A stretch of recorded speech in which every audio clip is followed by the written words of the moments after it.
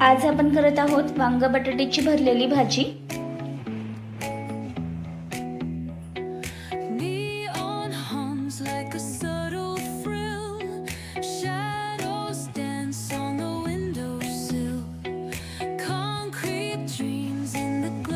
करत आहोत वांग बटाट्याची भाजी। तर हे आहे त्यासाठी सर्व साहित्य। शेंगदाण्याचा कूट करून घेतलेला आहे, मिरची वाटून घेतलेली आहे। Let start.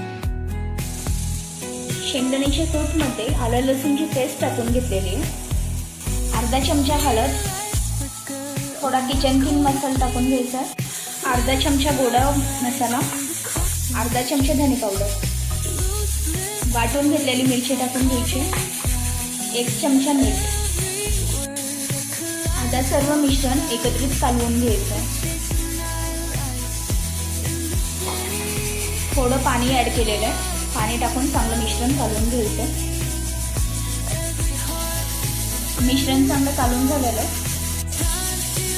आता कालवलेलं मिश्रण वांग्यांमध्ये भरून घ्यायचं।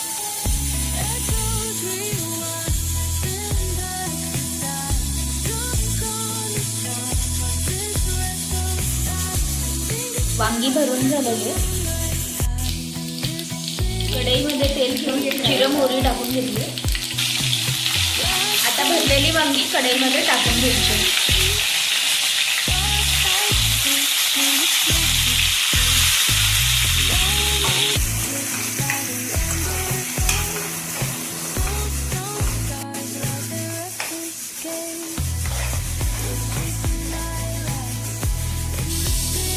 बटाटा टाकून घ्यायचा।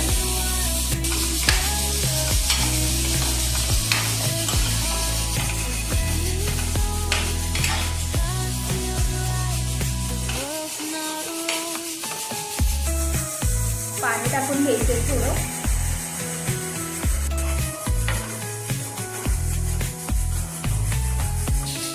आता कढईवर झाकण ठेवून 10-15 मिनिटांनी भाजी शिजवून घ्यायची। 15 मिनिट झालेले। वांग बटाट्याची भाजी आपली तयार आहे।